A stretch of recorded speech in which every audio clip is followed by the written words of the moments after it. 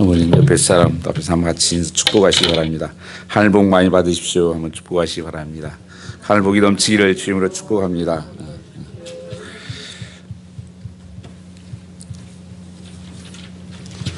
오늘 사도행전 6장 말씀 보면 초대교회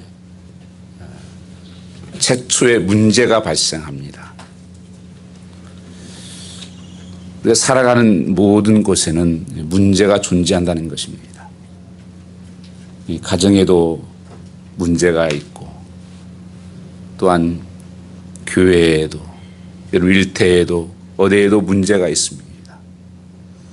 여러분, 문제가 있다고 하는 것은 살아있다고 하는 것에 대한 증거입니다.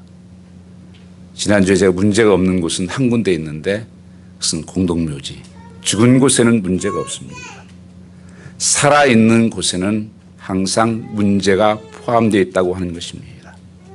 그런데 오늘 말씀 6장 1절 말씀을 보면 교회 안에 그도 거룩한 일, 구제를 하는 일 가운데서도 서로 문제가 생겼다는 것입니다.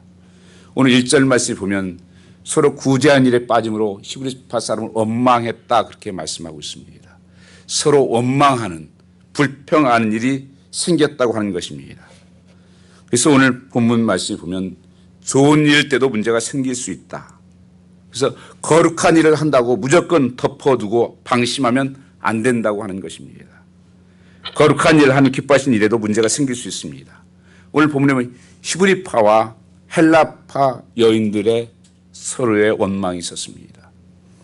이 히브리파 유대인들은 그 당시에 거기 지역에서 태어나서 살면서 언어를 히브리어를 쓰는 사람들을 히브리파 가부들이라고 말합니다.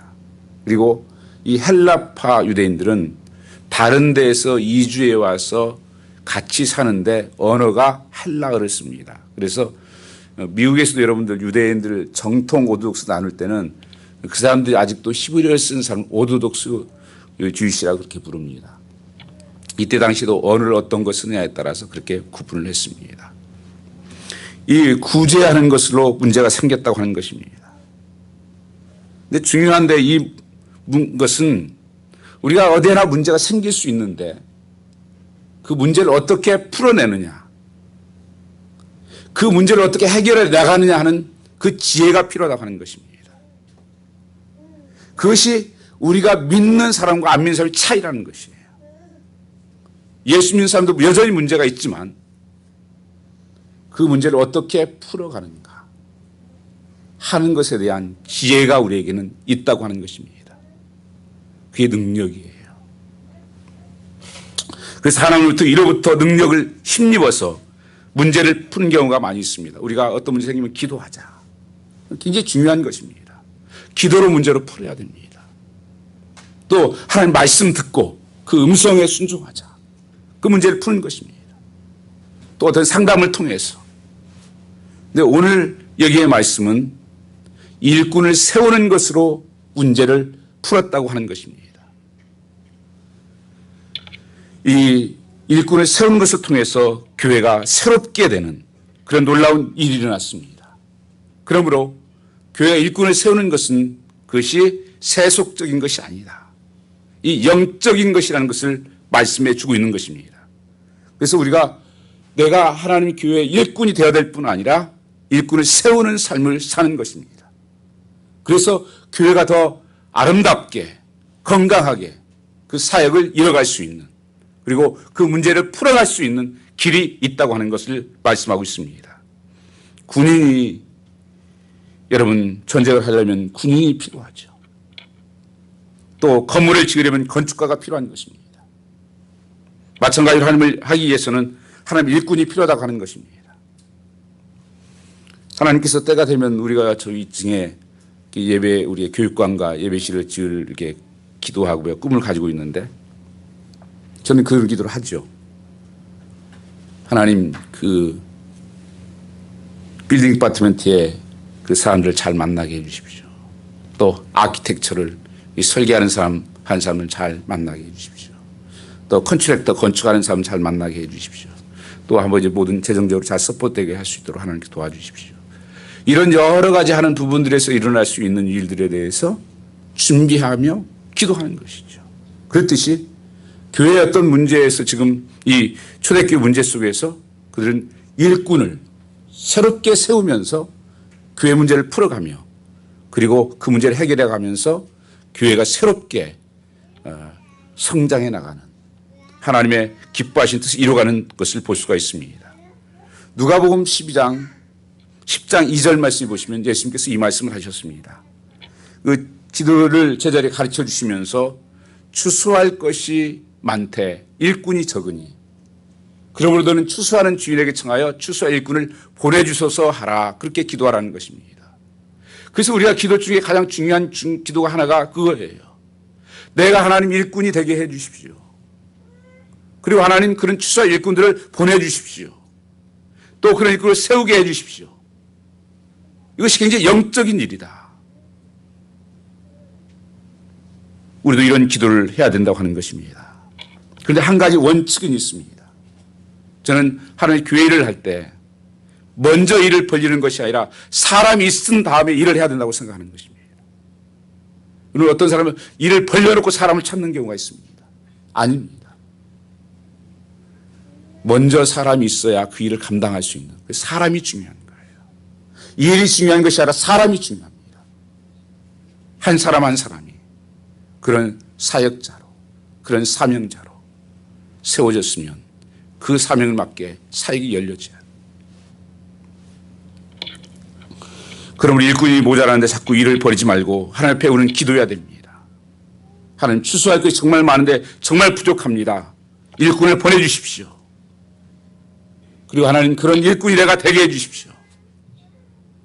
우리 교회가 요새 반주자를 찾고 이렇게 있으면서도 우리가 그런 기도해야죠.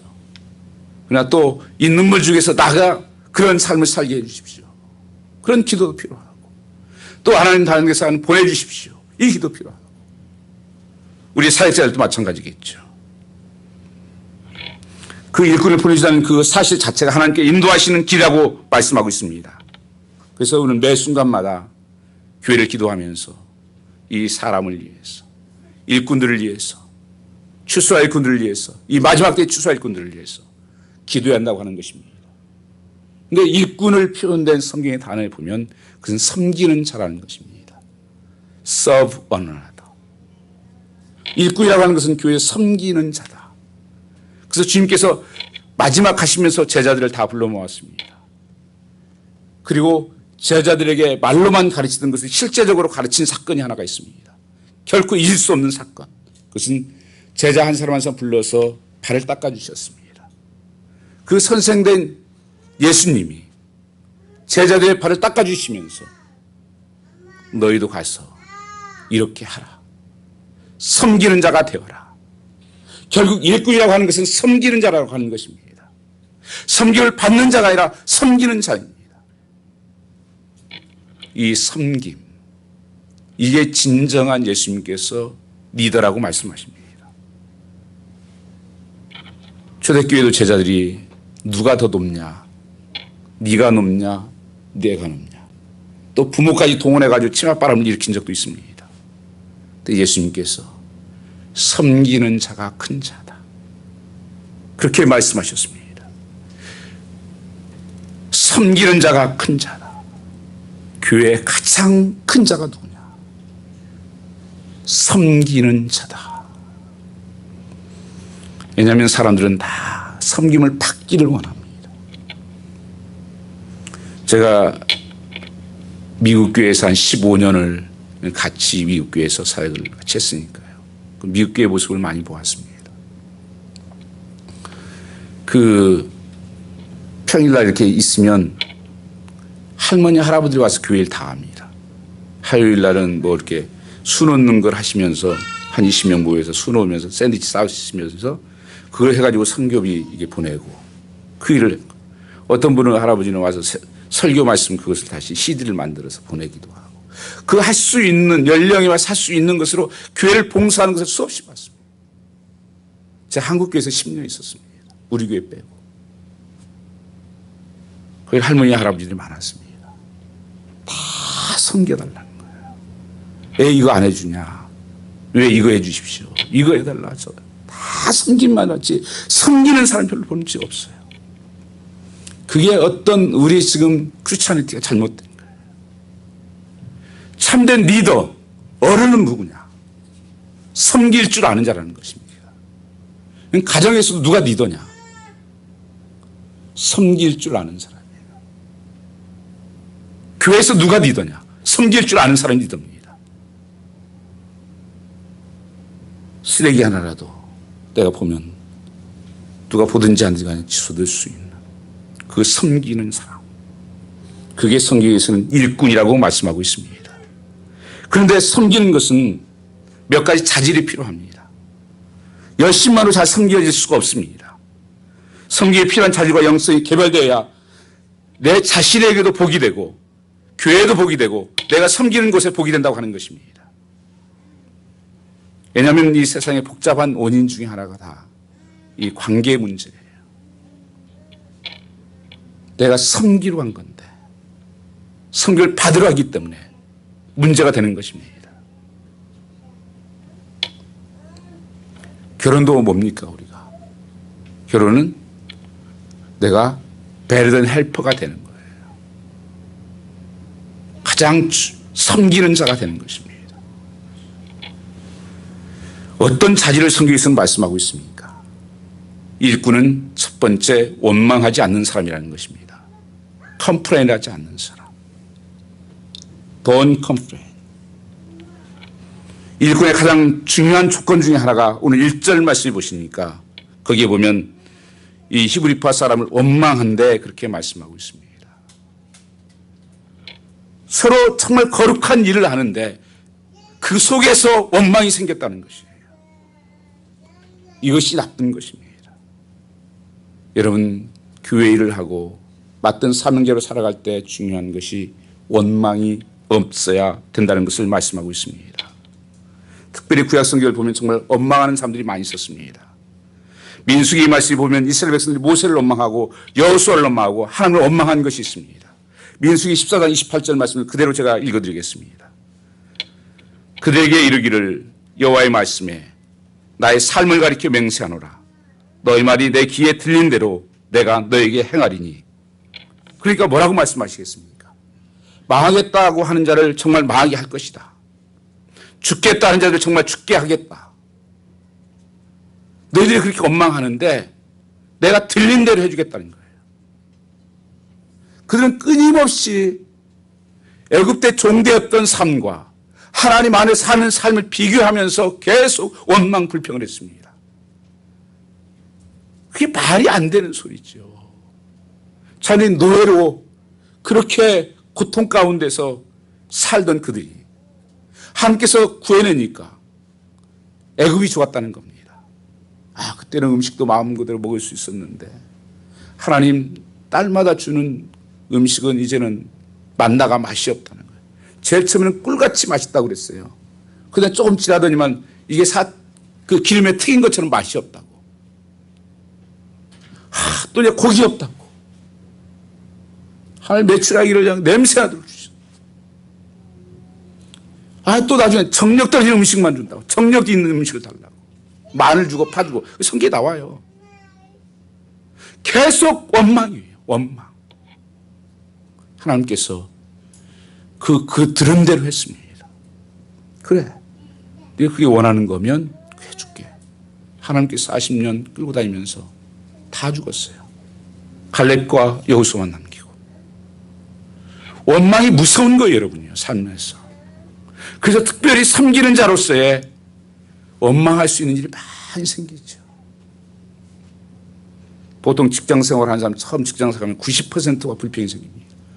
안 맞아. 이 원망. 집에서도 서로 원망하는 거죠. 아내는 남편에게 원망. 저 인간 내가 만나서 이렇게 됐다 그러고. 남편은 아내의 원망. 애들은 부모 원망. 이 시대 지금 너무 원망 불평이 많아요. 하나님께서는 그걸 싫어하신다는 것입니다. 그래 너희들 그대로 해줄게. 그러면 어떻게 원망하지 않을 수 있을까? 문제가 있을 때 원망하기 가장 쉬운 게 말이에요. 우리 한국 사람 말 중에서도 저는 참 부정적인 말이 한국에 너무 많잖아요. 끝 가면 죽겠대. 더운데 죽어요. 추운데 죽고 배고파해 죽어요. 전부 죽겠대. 그런데 한국의 말 속에서 저는 그런 말이 있잖아요. 노세 젊어서 노세 늙어지면 못 노나니. 참 누가 만들었는지 참 나쁜 사람이에요. 아니 노세 젊어서 놀아요? 망하는 것이죠 그게요. 젊었을 때 일해야지요. 일이 나쁜 건가요? 아니요. 거룩한 일이에요. 일이요. 그게 종교개혁의 놀라운 비밀이에요. 만인 제사장직.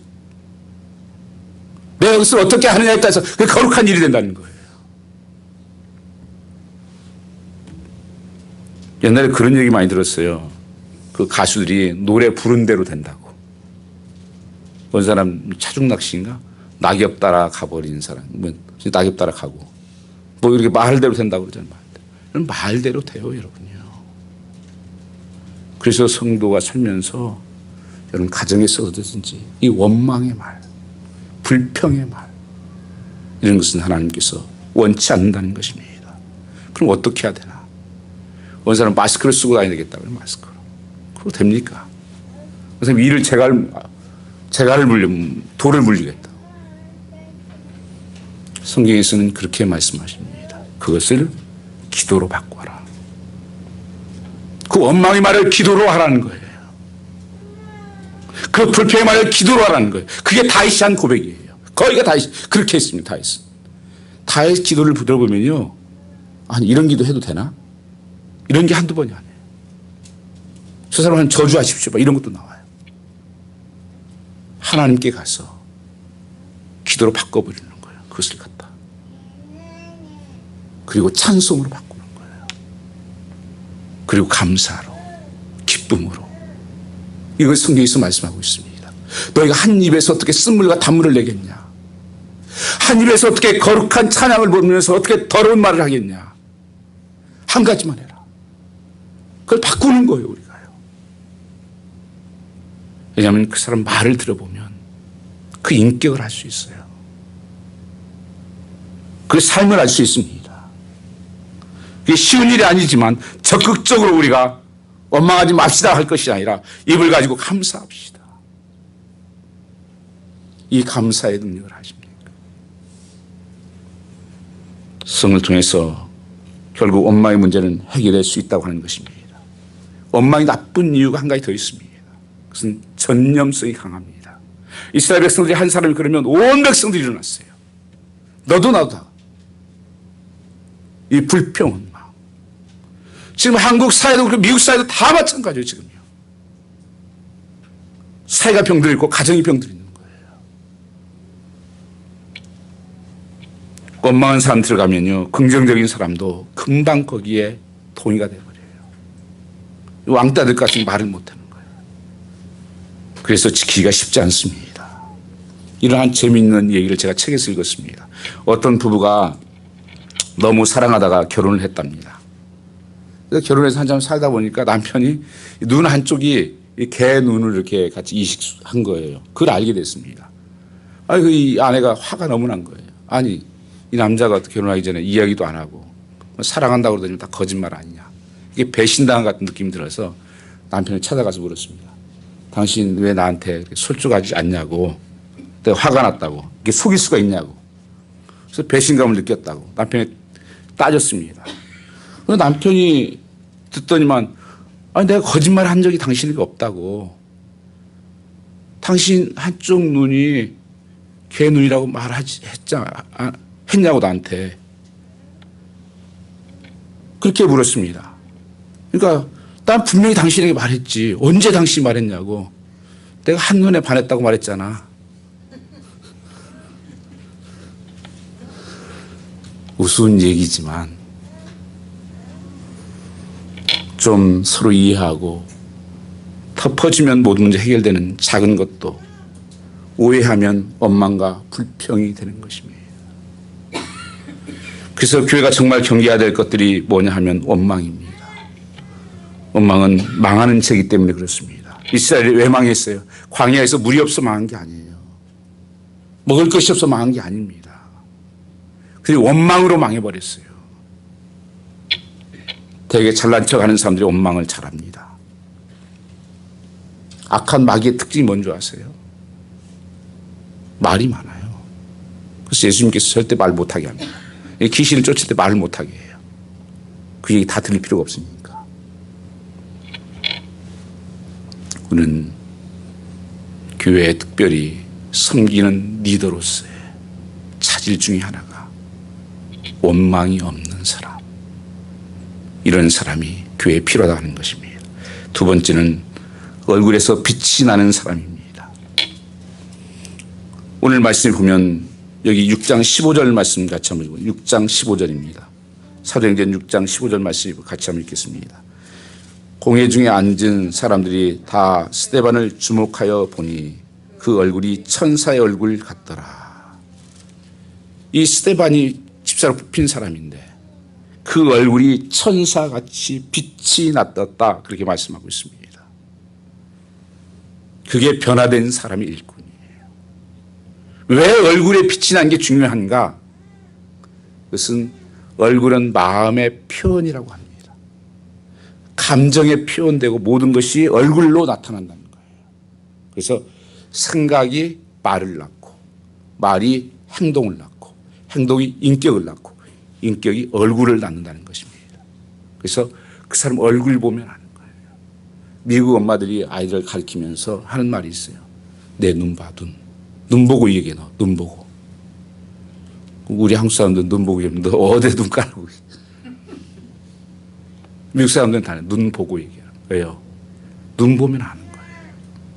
이게 거짓말 하는지 사실인지, 이 사람이 지금 근심 걱정이 있는지, 화가 나 있는지, 분노하고 있는지, 그게 다 어디든 얼굴에 나타나게 돼 있어요. 절대 얼굴 못 숨깁니다. 그 못 숨깁니다. 어떤 사람은 뭐 하면 빨개지는 사람들이 거짓말, 빨개지는 사람들. 이게 못 속이는 거예요. 그래서 얼굴이 표현되는 겁니다. 그래서 그 내면이 변화된 사람이 얼굴로 나타나는 거예요. 그래서 시편 42편 5절, 11절, 2절에 똑같은 말씀이 기록되어 있습니다.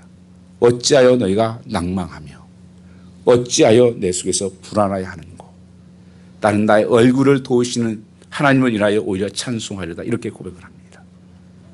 너 얼굴 보니까 왜 그렇게 근심이 많냐, 왜 이렇게 불안하냐, 왜 걱정이 많냐. 너의 얼굴을 도우신 하나님, 그 얼굴을 도우신다는 것은 하나님께서 나의 모든 문제를 도우신다는 거예요. 그 내 마음속에 평강이 임하면 얼굴에 평안이 임하게 되어 있다니까요. 내 마음이 불편하면 얼굴에 나타나게 돼 있어요. 그래서 인격이 변화해요. 이것은요, 삶의 변화를 말하는 거예요. 그런데 스데반은 얼굴이 천사같이 빛났다는 것입니다. 하나님의 일을 하는 이 봉사자들은, 섬기는 자들은 얼굴이 정말 빛나야 돼요. 우리 애들 있어서 죄송합니다만 저는 며느리를 이렇게 얻는다고 하면 저에게 기준을 준다면 한 가지 기준이 얼굴이 밝은 사람. 얼굴이 밝은 사람. 절대 얼굴 어둡고 우울하고 이런 사람 좋지 않습니다. 얼굴이 밝아야 돼요. 그래서 웃는 모습이 얼마나 좋습니까? 그래서 성경이 항상 기뻐하라 그러잖아요. 기뻐하라. 내가 다시 말해 기뻐하라. 그게 마음대로 되는 게 아니에요. 내 삶이 바뀐 사람이 되는 거예요. 마음이 밝은 사람이 얼굴이 밝은 거예요, 여러분요. 그러면 뭐 화장품 밝아가지고 여러분 밝아지는 거 아니에요, 여러분요. 누가 그러대요. 화장품 많이 바르니까 늙으니까 더 흉악해지더라고. 마음의 기름을 바르세요. 성령의 기름을. 얼굴이 그러면 나중에 가면요, 다 젊었을 때 멋있는. 그래서 아브라함 링컨이 그런 얘기를 합니다. 나이 40이 되었으면 인생에 내 얼굴에 책임을 져라. 그 40이 됐으면 내 얼굴에 뭐 어떻게 살았는지가 써져 있다는 거예요. 서울을 보니까 아니다, 아니야. 여러분 얼굴을 밝게 사십시오. 그게 믿음으로 사는 삶의 모습이에요. 그게 성령 충만한 삶의 모습이에요. 어느 사람이 플로리다에 출장을 갔다가 이제 주일날 돼서 교회를 좀 찾아보려고 가서 보니까 이 경찰이 앞에 있는 거예요. 그래서 교회 어디에 있냐고 가르쳐 달라고 그러니까 이쪽으로 가면 이렇게 쭉 올라가면 있다고 그래서 예배를 이렇게 보고 나오다가 가다 보니까 오른쪽에 큰 교회가 있더라는 거예요. 가까운 데인데 거기는. 그래서 내려오다가 다시 경찰한테 물었대요. 아니 그 가까운 데 큰 교회 있던데 왜 거기로 가라고 그랬냐고. 경찰이 자기가 오랫동안 거기서 이렇게 길 정리를 하면서 보니까 이쪽 길에서 내려오는 사람들이 얼굴이 확실히 밝더래요, 자기가. 이쪽 길에서 이쪽 교회에서 오는 사람들은 얼굴이 어둡더라는 거예요, 일반적으로. 여러분 교회 와도 그래요. 성도에 보면 얼굴이 밝은 사람들. 야, 천사 같네. 이 스데반이 그렇잖아요. 천사 얼굴 같네. 한번 옆에 사람 인사하십시다. 옆에 당신 얼굴 보니까 천사 같네. 한번 해보세요, 한번요. 예? 예? 아, 스데반이 그랬다니까요, 이게요. 여러분 그냥 괴물 같고 이러면 어떻게 있어요, 여러분요. 아, 저 성도를 보니까 얼굴이 천사같이 저렇게. 믿음의 삶은요, 그렇게 돼요, 여러분. 여러분 기도 오래 하고 이렇게 철야 같은 거 하고 이렇게 나가는 사람들 보면요, 얼굴에 강치가 있습니다.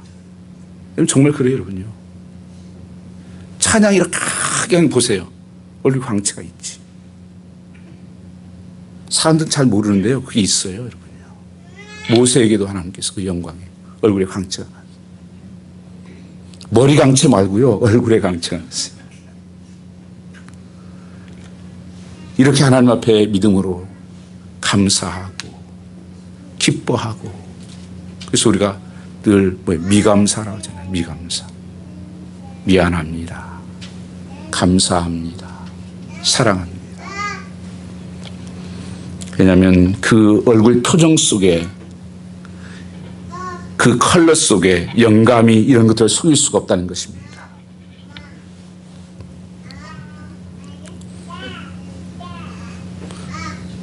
그뿐 아니라 은혜가 충만한 사람이 된다고 세 번째 말씀하십니다. 은혜가 충만한 사람이 바로 섬긴 일꾼이다. 오늘 8절 말씀 같이 합니다. 8절입니다. 8절, 스데반이 은혜와 권능이 충만하여 큰 기사와 표적을 민간에게 행했다. 그렇게 말씀. 은혜와 권능이 충만했다. 은혜가 충만한 사람이었다. 스데반이 어떤 사람이었냐? 은혜가 충만한 사람이었다. 권능이 충만한 사람이었다. 얼굴로 그리 변화됐다는 것입니다. 은혜에 감동받고 은혜에 삼하고 은혜를 나누는 사람이었다는 것입니다. 늘 은혜 아래 사는 사람. 그래서 교회를 움직이는 힘은 은혜가 되어야 되는 것입니다. 하나님 앞에 쓰임받는 일꾼은 가장 중요한 자리 중에 하나가 은혜라고 하는 것입니다. 은혜는 내 힘 가지고 안 되는 것입니다. 하나님 능력으로 된다고 하는 것을 믿는 것이 은혜예요. 내가 구원받은 것이 내 힘으로 된 것이 아니다. 내가 죄인 되었을 때 나를 사랑하신 그 하나님의 은혜, 나를 구원하신 은혜, 그 붙들어주신 은혜, 함께 하신 그 은혜가 때문에 내가 서 있다. 사도 바울은 그 실력을 많이 가지고 있는 사람입니다. 능력을 가지고 있었던 사람입니다. 누구도 비할 수 없는 능력을 있었어요. 근데 사도 바울이 그 고백을 합니다. 내가 약할 때 강함 되었다. 내가 나된 것은 하나님의 은혜로 된 것이다. 내가 사는 것은 하나님의 은혜 때문에 사는 것이다. 자기가 뭐 잘나서 뭐 된 것이 아니다. 하나님의 은혜로 되었다. 내가 여기까지 온 것이 하나님의 은혜다. 여러분은 이 은혜를 아십니까? 사도 바울이 때로는 매를 맞고 잠을 못 자고 파선의 위험과 금질의 위험과 동족의 위험과 그 속에서도 견딜 수 있었던 것은, 그 속에서도 찬송할 수 있었던 것은, 그 사도 바울의 서신을 보면 성경 말씀을 써가다가 전혀 문맥과 맞지 않는 고백들이 나와요. 찬송할지어다. 찬송할지어다. 왜 그런 줄 아십니까? 그 많은 수고를 했지만 내가 구원받은 그 은혜를 생각할 때, 내가 예수 믿는 사람 잡아 죽이려고 다녔는데 딸 하나님이 구원하셨어. 딸은 하나님의 자녀가 되었어. 하나님의 후사가 되었어. 그걸 생각할 때마다 그 감격이 폭받쳐 올라오는 것입니다. 그래서 터져나온 게 찬양이었어요. 찬송할지어다. 하늘 높이 힘을 받을지어다. 섬기는 자가 일꾼이 어떻게 일하는가. 그 은혜로 하나님, 내 힘으로 나는 안 됩니다. 내 능력으로 될 수 없습니다. 그래서 어떻게 하겠어? 기도할 수밖에 없죠. 그래서 은혜로 산 사람들은 기도하게 되어 있습니다. 나는 하나님 은혜 없이는 안 돼요. 하나님 나를 불쌍히 여겨주시고 은혜를 부어주시옵소서. 그래서 은혜를 선포한 것입니다. 그것은 우리 삶의 원동력이 되는 것입니다. 우리 교회도 은혜라고 하는 학생이 하나 있잖아요. 너무 좋은 이름 같아요. 딸이 있다면 은혜라고 짓고 싶어요. 은혜, 은혜. 영어로도 좋잖아요. grace, grace. 은혜, grace. 참 복된 이름입니다. 성도의 삶에서 우리가 하나님의 은혜를 없이는 순간도 살 수 없어요. 여러분, 하나님 교회를 봉사하고 섬기고 하는 것이 쉽습니까?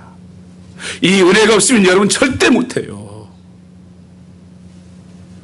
그 은혜가 있기 때문에. 그래서 교회 일꾼은 늘 은혜 아래서 은혜에 목말라 하고, 어디 가야 은혜가 있어요?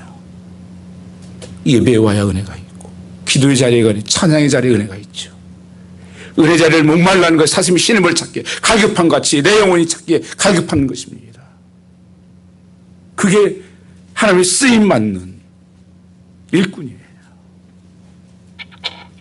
권능이 충만한 사람이었다. 권능이 충만하니까 얼굴이 변화되지요.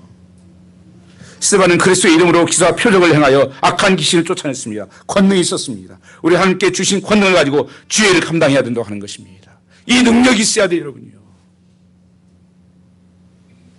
권능이 있으면 얼굴에 빛이 납니다. 성경에서 여러 번 나오잖아요. 얼굴이 빛난 대표적인 모세 같은 사람 아닙니까?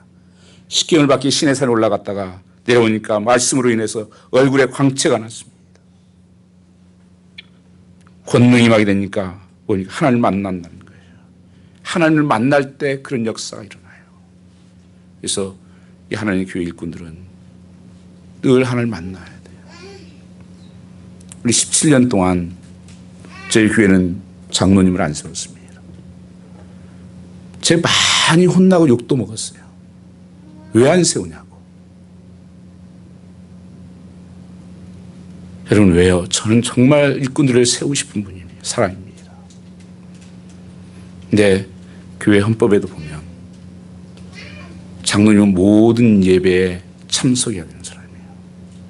그 의무예요. 새벽, 적어도 우리 교회에 지금 들으는 수요, 금요일. 그런 분이 없어요. 없었어요. 그거 안 했습니다.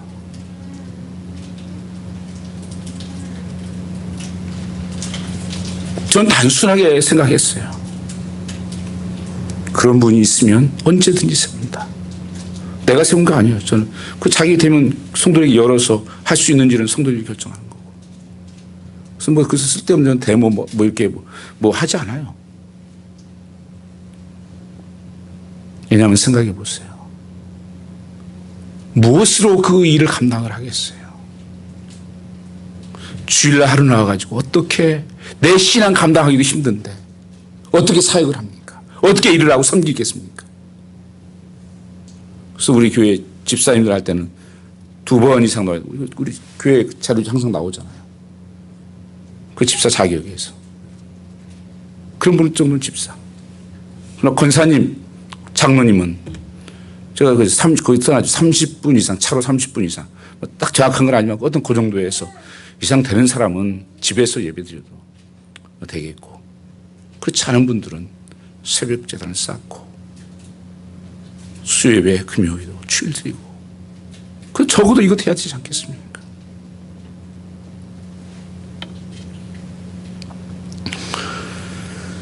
그들이 그렇게 하니까 어떤 일이 생긴 것입니까? 이 초대교회 이제 역할이 달라지기 시작했습니다. 한번 거기 3절 말씀 같이 한번 보겠습니다. 아니 3절입니다. 형제들아 너희 가운데 성령과 지혜가 충만하여 칭찬 듣는 사람 7을 택하라. 우리가 이 일을 저희에게 맡기고 우리는 기도하는 일과 말씀 전하는 것을 전무하리라. 이제 그 부분들을 왜 사역을 나눴습니까? 왜 일꾼들을 세웠습니까? 놀려고 한 게 아니에요. 이것은 이제는 성령 충만하고 지혜가 충만한 칭찬 듣는 사람들을 택해서 그런 사역들을 일반 사역들을 하게 하고 그리고 사도는 말씀을 전하고 기도하는 일에 전념할 수 있도록 그렇게 성령께서 인도하신 것입니다. 그랬을 때 어떤 일이 생깁니까? 7절 말씀 같이 한번 읽어보겠습니다. 7절입니다.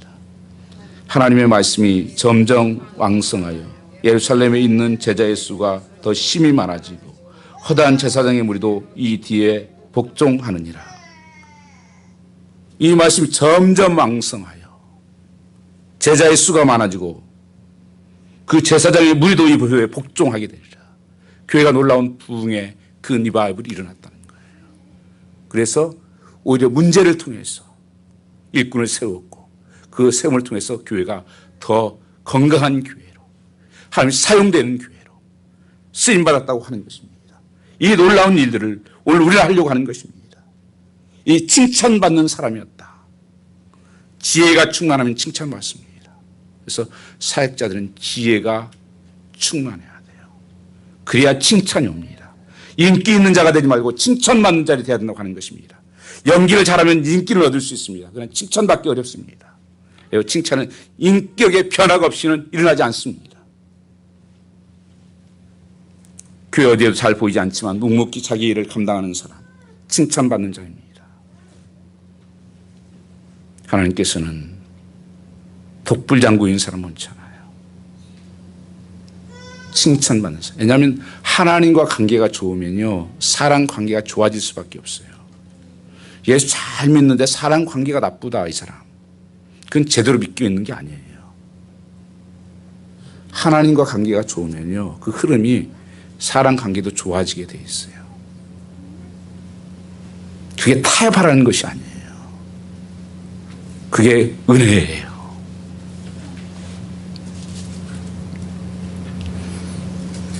그래야 선한 이 영향력을 일으키는 놀라운 역사가 나타나는 것입니다.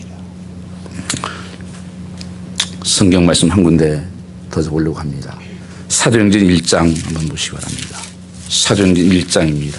1장 23절부터 25절까지 같이 한번 읽겠습니다. 사도행전 1장 23절부터 25절입니다. 같이 한번 다시 한번 같이 보겠습니다. 그들이 두 사람을 내세우니 하나는 바사바라고 하고도 하고 별명은 유스도라고 하고 하는 요셉이라 하나는 마띠아라. 그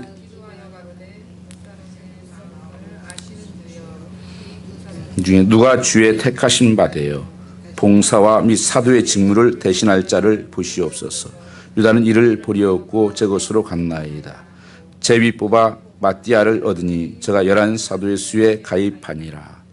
지금 사도를 뽑는 모습이 교회에 나타나 있습니다. 이게 지금 제비 뽑기를 한 거예요. 이 초대교회 제비 뽑기가 지금들은 잘 이루어지지가 않고 있는데 저는 때가 되면 이 부분들을 또 말씀대로 했으면 좋겠다는 생각이 듭니다. 저는 절대 하나님께서는 이 주신 것들이 잘못된 것이 아니라는 거예요. 이 제비 뽑기. 그런데 보세요. 이 제비를 뽑는데 두 사람이 그 자격이 됐어요. 그 자격은 뭐였냐면 주님이 지금부터 부활하실 때까지 따라다녔던 사람들이에요. 그 사람이 두 사람이 나와요. 그런데 한 사람은 이름이 거창합니다. 이 3살까지 별명을 가지고 있어요. 이 바사바라고도 하고 유스도라고 하고 요셉이라고 하는 세 가지. 왜 그런 줄 아세요? 이 사람이 국제적인 사람이에요. 이 당시에 보면 3개의 언어를 다 한 사람이에요. 굉장히 그 당시에 명망이 있고 실력이 있던 사람이 요셉이에요. 이 마띠아는 그냥 별로 알려지지 않는 사람이었어요. 그런데 하나님께서는 마띠아를 뽑은 거예요. 그러면 지금 같으면 그래요. 여러분 교회마다 이 사람 뽑고 나서 일꾼 뽑고 나서 상처받는 교회 너무 많아요. 시험 드는 교회가. 왜 그렇습니까? 그걸 명예로 생각하는 거예요. 무슨 계급적으로 생각하는 거예요. 이 당시에 그렇지 않았어요. 왜 시험이 안 들었냐? 그것은 이 당시에 사도행전을 말씀 보시면 사도들은 매일 복음을 증거하면서 생명의 예를 느꼈어요. 그래서 사도가 됐다면 그들은 죽음을 각오한 사람들이에요. 이게 희생이 헌신이 있었던 거예요. 그러니 이걸 누가 되려고 한 게 아니었어요. 그래서 아무 문제가 안 생기는 거예요. 근데 지금은 어때요? 희생은 하지 않으려고 하고 헌신은 없고 여기도 말씀은 봉사와 사도의 직무를 그러니까 시험 드는 거예요. 내가 더 나은데 내가 누군데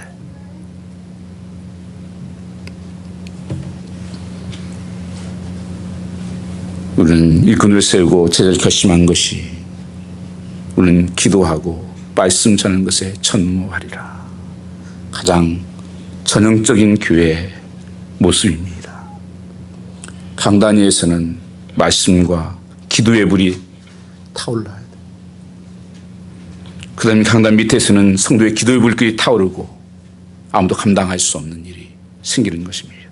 강단 위에 말씀의 불이 꺼지고 강단의 기도의 불이 꺼지면 어디에 타게 됐습니까? 그것은 지옥의 불이 타게 될 것입니다. 성령의 불이 타든지 지옥의 불이 타게 되어 있습니다. 지금 이 시대에 교회의 본질이 지금 잘못되고 있는 다시 초대교회의 직분을 뽑는 것은 교회의 본질을 다시 회복하기 위한 것이었어요. 어떤 명예스러운 참 이 시대가 이상하게 저기를 해요. 죄송하지만 저는 지금까지 이렇게 목회하면서 뭐 이렇게 뭐 여기 교회 협의회 뭐 노회 이런 것에서 조금도 뭐 이게 한 자리 하려고 생각한 적이 없습니다. 그런 요구도 있고 하라고도 하는 사람도 많이 있습니다. 목회하기도 전 너무 바빠요. 정말입니다. 어디다가 정신을 쏟아야 내가요. 숫대에 마음을 둬야지 어디다 마음 둡니까? 저는 교회 사역자로 섬기는 자를 뽑힌 것은 명예가 아니에요. 그래서 정말 우리가 기도해 줘야 되고 어떤 면에서 인간적으로 생각하면 불쌍한 사람들이에요. 옛날에 목회자 되면 어른들이 그렇게 얘기를 했어요. 가시밭길을 또 가려고. 저 어렸을 때 많이 들었던 얘기. 저한테 한 게 제가 한국에 있을 때 어떤 사람이 청년 중에서 신학교 간다 그러면 가시밭길 또 가려고. 가시밭길이었는데 거기서 영광을 얻으려고요. 그러니까 시험이 드는 거예요. 오늘 제자 수가 크게 늘어나며 그런 역사가 있었습니다. 미국에 공항이 왔을 때 조지 비비라고 하는 보험회사에 다니는 집사님이 계셨습니다. 자기 잡을 잃고 직장이 없고 용기를 잃고 힘이 없고 앉아 있었습니다. 근데 그분이 피아노를 가끔 치는데 그 엄마가 보니까 너무 불쌍한 거예요. 애가 밀러라는 엄마인데 가슴이 아팠습니다. 어머니가 글을 써서 그 피아노에다가 글을 하나 올려놓았습니다. 그 글이 주 예수보다 귀한 것은 없네. 이 세상 부귀와 바꿀 수 없네. 영죽을 내 대신 돌아가신 그 놀라운 사랑 잊지 못해. 세상 즐거움 다 버리고 세상 자랑 다 버렸네. 주 예수보다 귀한 것은 없네. 예수밖에 없네. 어머니 밀러는 아들에게 세상에 더욱 귀한 것은 예수님밖에 없다. 내 삶의 우선을 예수 그리스도께 두라는 뜻이었습니다. 아들 시어머니가 쓴 이 글을 읽는 순간에 내 인생의 가장 우선순위 그 프라이어티를 나는 돈이 아니고 세상의 쾌락이 아닌 예수님께 두기로 그런 작정하고 찬송가 백이장을 작곡한 것입니다. 그것이 전 세계에 불려지는 백이장, 주 예수보다 귀한 것은 없네. 여러분, 하나님의 일꾼은 주 예수보다 더 귀한 것이 없어야 돼요. 이게 일꾼이고 이게 섬기는 자예요. 이런 축복이 있기를 주의 이름으로 축복합니다. 우리 찬양 하나 같이 하겠습니다. 206장, 은혜송 206장입니다.